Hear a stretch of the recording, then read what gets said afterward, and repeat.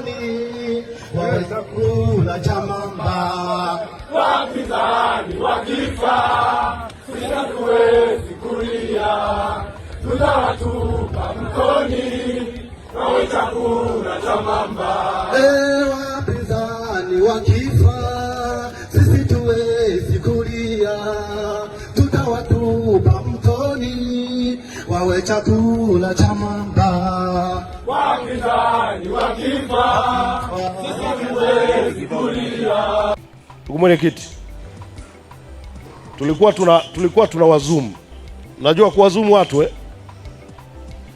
Kama kuna mtu anadhani anao uhuru wa kukaa mtandaoni na kisimu chake, anashinda asubuhi kutwa nzima anatukana viongozi, jeshi la polisi, hawa tukiwapoteza msiwatafute hawa. Piga makofi kwa sisi. Mwenyekiti, haya mapambano mimi ndo nitayaongoza ya kulinda heshima, na haya sio mimi, ni maelekezo ya kanuni inayotuongoza. Moja ya malengo, shabaha, madhumuni ya uanzishwaji wa jumuiya ya vijana ni ulinzi wa viongozi wa chama na serikali yake. Watu wasiojulikana wamevamia nyumbani kwa katibu mwenezi wa Chama cha Mapinduzi CCM wilaya ya Mbeya mjini, Philemon Mng'ong'o, na kuchoma moto gari aina ya Nissan Extra lenye namba za usajili T566 CXL lililokuwa limeegeshwa nyumbani hapo. Akizungumza na wanahabari, Mng'ong'o amesema tukio hilo limetokea usiku wa kuamkia Aprili 22 mwaka huu majira ya saa 10 kasoro, ambapo walisikia kelele kutoka nje na walipoamka walikuta moto ukiteketeza gari hilo, na huku akieleza kuwa ni wiki moja tangu watu wasiojulikana kufika nyumbani hapo. Kwa hiyo tukiendelea kuharibu, tukijua baada ya kupata nafasi fulani tutasema sasa turidhiane, na hakikishia mtakuwa mmeridhiana uongo ili mkaribiane mtakapokuwa mna viziana na kutaka kuumizana zaidi. Narudia hii statement.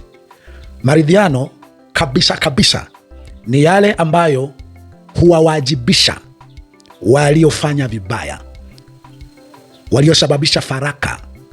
Otherwise mkisha sema hapana tunasameheana. Angalia vizuri sana kwenye Biblia, kwenye maandiko na vitabu vya Mungu. Misamaha asilimia kubwa ilienda sambamba na adhabu za waliosababisha uharibifu uliotokea. Kwa hiyo tusijidanganye kwamba tutafosi, tutapelekesha vitu, tutapelekesha alafu tukifika mbele tutasema maridhiano. Tukae chini. Na wajulisha maridhiano kabisa kabisa ni hayo. Na wakati mwingine kuna kuaga na kitu kinachoonyesha kwa maridhiano ni mgawanyo wa asali. Yaani kuna kuwa na watu fulani wanaoonekana wanawakilisha wananchi, aidha kwa sababu wako kwenye vyama vya siasa ama ni viongozi wa dini. Utakuta wao wenyewe hawakuumizwa kwa kiasi kikubwa, lakini ndio wanaokwenda kukaa kwamba jamani yameisha. Hapo kutakuwa bado si maridhiano. Maridhiano lazima yahusishwe familia na jamii zenyewe zinazokuwa zimeumizwa. Na mara kadhaa kwa mujibu wa historia zilizo kwenye vitabu vya Mungu, kwenye Biblia, ndugu hao wanaweza kuona jamii inaweza kwenda vizuri zaidi ikiwa kuna wajibu, kuna uwajibikaji fulani ama adhabu fulani imefanyika, imetolewa kwa wale waliosababisha madhara na madhara kwa jamaa zao. Kusomee moja ya andiko. Mungu anafanya maridhiano na binadamu, ama anaweka usawa na kulipa kisasi juu ya mambo ambayo binadamu haishawahi kufanya. Basi aliwahi kusema hivi katika kitabu cha Samueli wa kwanza sura 15 mstari wa 33, akasema, lakini Samueli akamjibu, kama upanga wako ulivyofanya wanawake hufiwa na watoto wao, vivyo hivyo mama yako atafiwa miongoni mwa wanawake. Updates za mbinguni, miongoni mwa yaliyomo moyoni mwa Mungu leo. Najua wengi mnafahamu sintofahamu nilionayo, na inawezekana kabisa wengi mnapenda kupata updates ya nini kipo, hali ikoje. Na niseme kulingana na hali iliyopo, siwezi kutoa updates yoyote, siwezi kuiongelea kwa namna yoyote, lakini kufanya hiki ninachokifanya hapa leo, najaribu tu kukujulisha kwamba mimi nitatimiza wajibu wa neno la Mungu kwenye maisha yote yatakayokuwa mbele yangu, nikiwa katika hali nyingi nzuri na mbaya. Inawezekana mpaka mwisho wa dakika ya kuishi kwangu, huenda kuna jambo nitasema, huenda kuna jambo nitafanya. Naendelea kupata shida juu ya hali hizi ambazo umeziona hapa mwanzo. Vitu hivi inawezekana vilifanyika zamani. Matamko haya, harakati hizi, nyimbo hizi, inawezekana ziliimbwa zamani. Lakini kitu chochote cha zamani huwa kinatafutwa kulingana na hali inayokuwepo.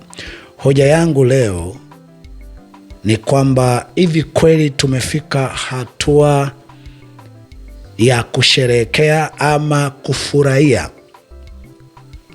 inapotokea mmoja kati yetu anakutwa na mabaya?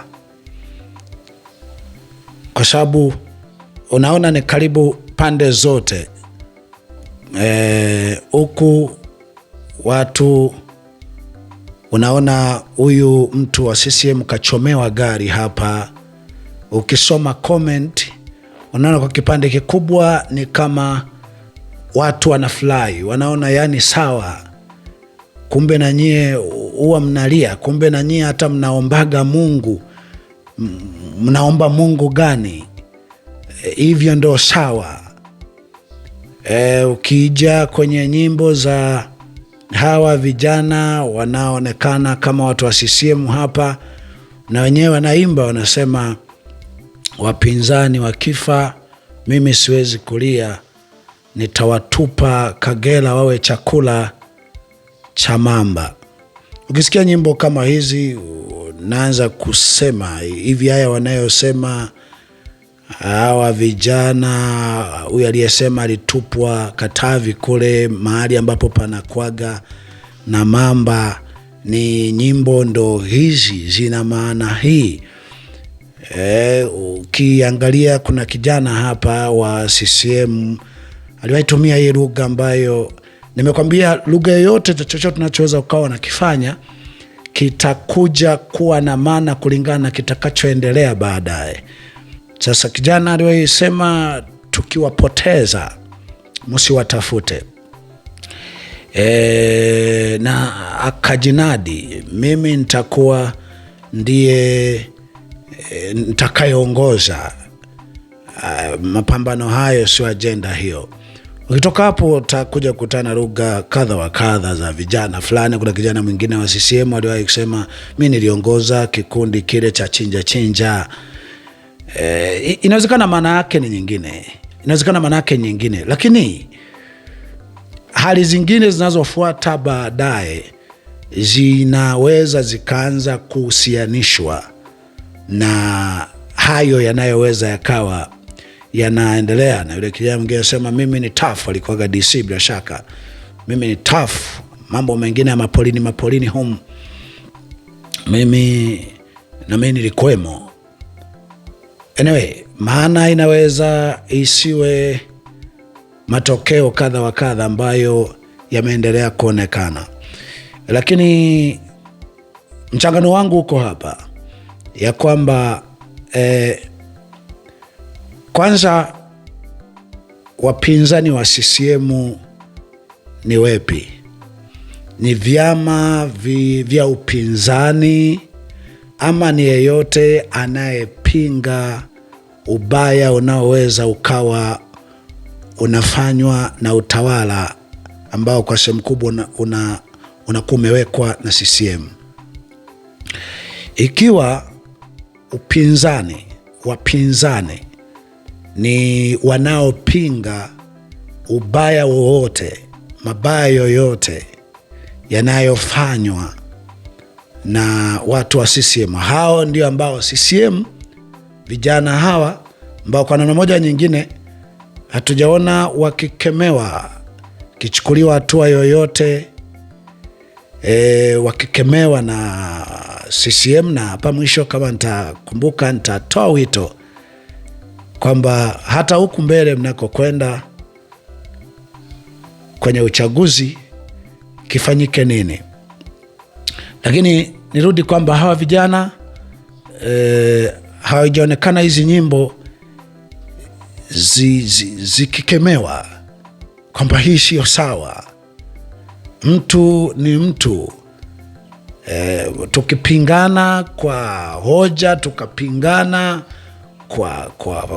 kwa uelekeo, lakini siku ya taabu, siku ya kifo, siku ya mabaya, tunahitaji kuzika tofauti zetu, kushughulikia ubaya huo, hasa wa kifo, hasa wa mtu kukuta amepigwa mahali. Tunahitaji kuweka kando uvyama wetu, itikadi zetu, na kuangalia utu uko juu ya itikadi, ya vyama, ya dini zetu. Tumefikaje hapa? Tunaenda wapi kutoka hapa? Let's say uchaguzi utafanyika, viongozi watapatikana, tutakuwa na nchi ya aina gani? Hivi kwa nini pengine haya tusemayo wengine yasiwe kioo ya kuona, okay, bunge nitapata, diwani nitapata, rais nitapata, waziri nitapata, DC, warasi, udedi, kurugenzi nitapata, ndio. Lakini baada ya kupata, nimeunda serikali, sawa, bado nimekuwa ndiye niliye na serikali, sawa. Tutakuwa, hebu ona mbele, tunaenda kuwa na nchi ya aina gani? Mimi katika kitu ambacho nataka tu niwajulishe ni kwamba inawezekana Mungu asifanye chochote kwa wanadamu, kwa yote ambayo wanadamu wanafanyiana. Inawezekana Mungu asifanye chochote kwa yote ambayo wanadamu wanafanyiana, lakini hofu na hoja na haja, mimi niwaambie wanadamu, kwa kadri mtakavyokuwa mkiendekeza kuishi kwa sura kama hii, mithili ya wanyama, nina uhakika kwamba mnaweza mkaja kuumizana sana. Naweza mkaja kuumizana sana. Hapa tulipo sio sawa. Mimi nawajulisha watu wa CCM, ikiwa imefika hatua hii ya kuimba nyimbo za aina hii, imefika hatua hii ya aina zote, pengine wanaoitwa wapinzani wenu, na wenyewe wakawa wanafurahia ubaya unapowatokea. Tunakokwenda, nimesema mara kadhaa, hakuna atakayenufaika. Tunakokwenda ni giza totoro. Hoja yangu ni kwamba iko pale pale, njoni tuzungumze. Kama mtaita viongozi wa dini naojua watakuwa upande wenu, hebu iteni na wale watakao challenge, lakini pasipo na chuki, pasipo na uadui. Iteni hata wale mnaowaita wasumbufu, wale mnaowaita wanapambana na mamlaka, wale mnaowaita wakaidi, wale mnaowaita wanaharakati, wale mnaowaita wanakashfu, wanatukana matusi, waiteni nao mwasikilize. Bila shaka mtu mwenye akili timamu mpaka akawa na watu 2-3 wanamfuata, inawezekana kabisa mmemtafsiri vibaya.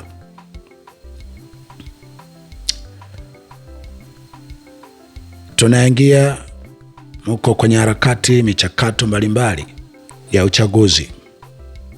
Wito wangu ni vema sana kama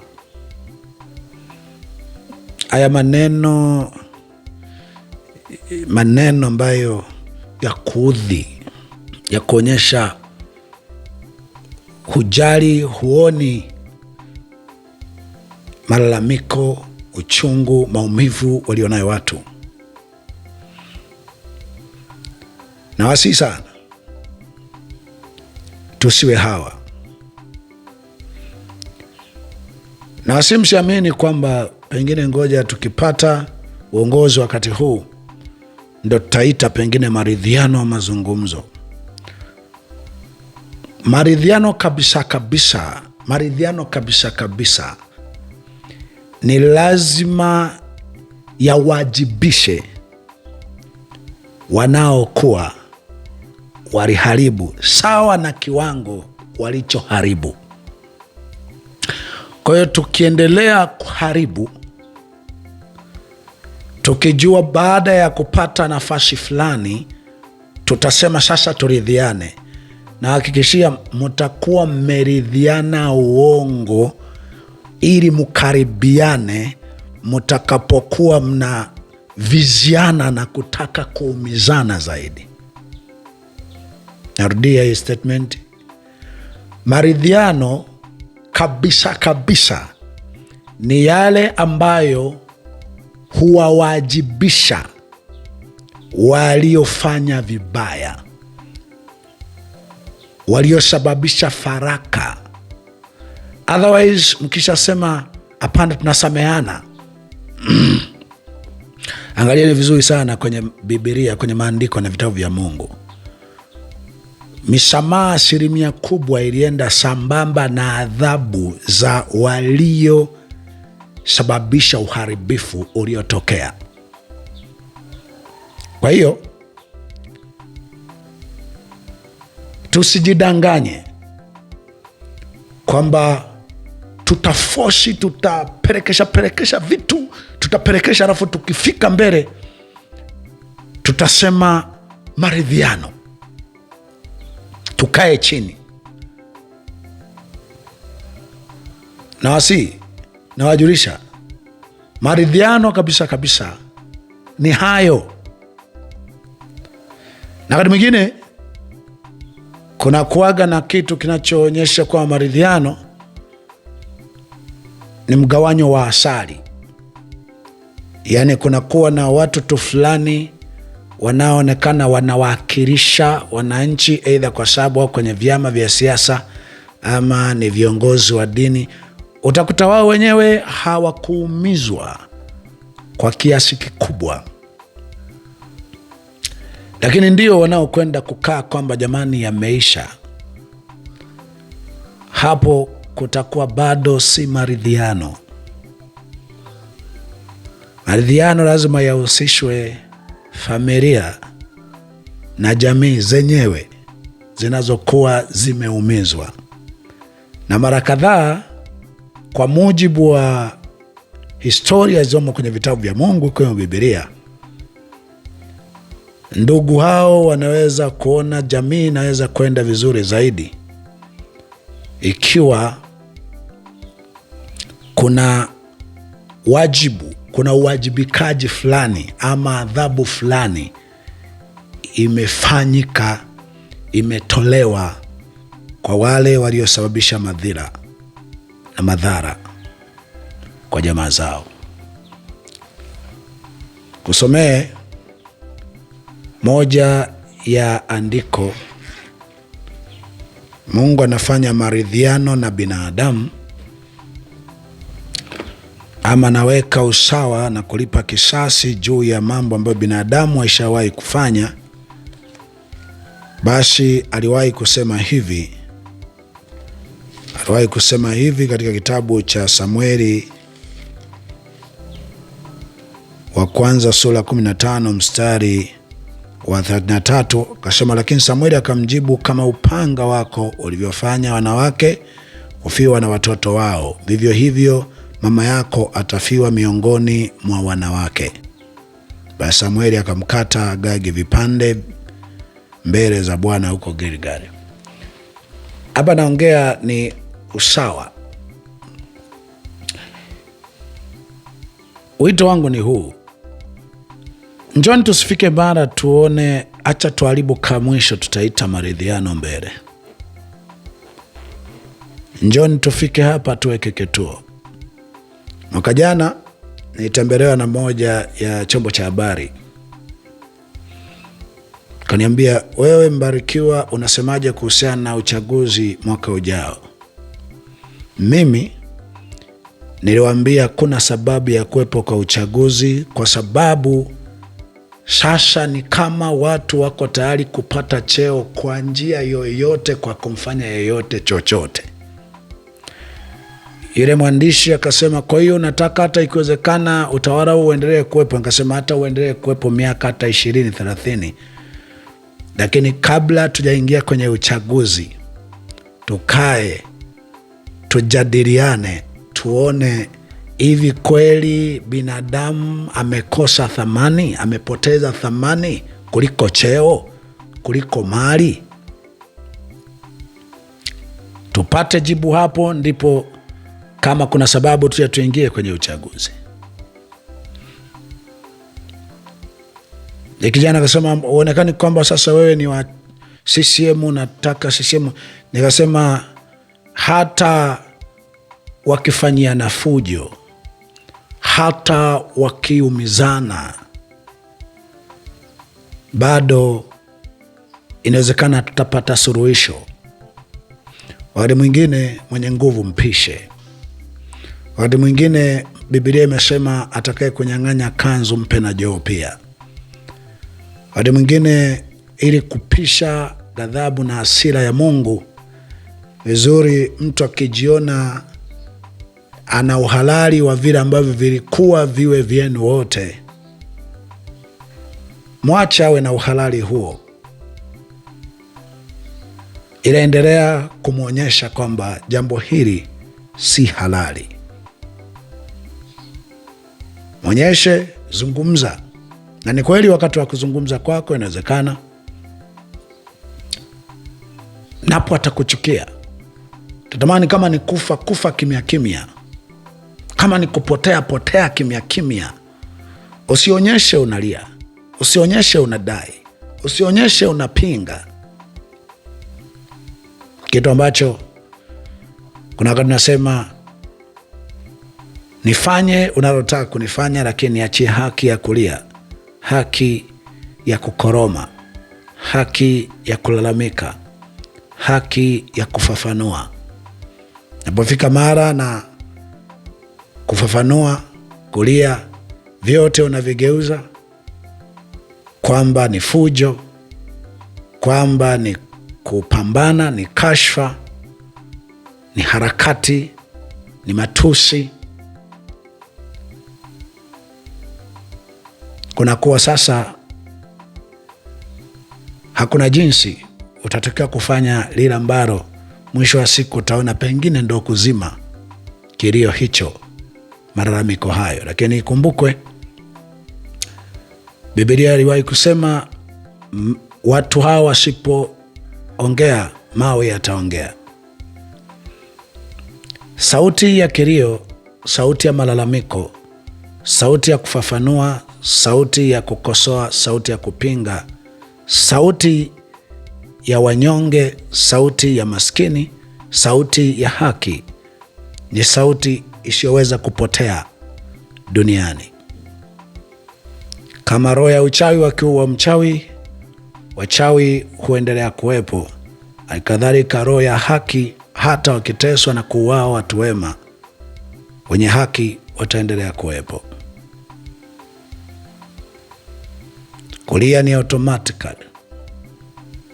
Kulalamika ni automatically, kujitetea ni automatically, kufafanua ni automatically. Hakuna mtutu wa bunduki, hakuna kemikali, hakuna mauaji, hakuna utekaji, hakuna kupotezwa kwa watu kutaondoa kulia, kutaondoa kulalamika. Njooni tuzungumze. Asante kwa kunisikiliza.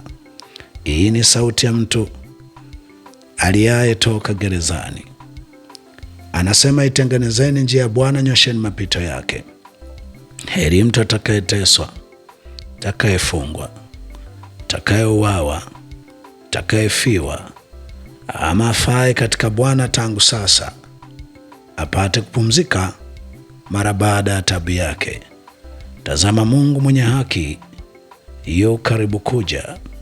Hii ni maana ya neno Maranatha.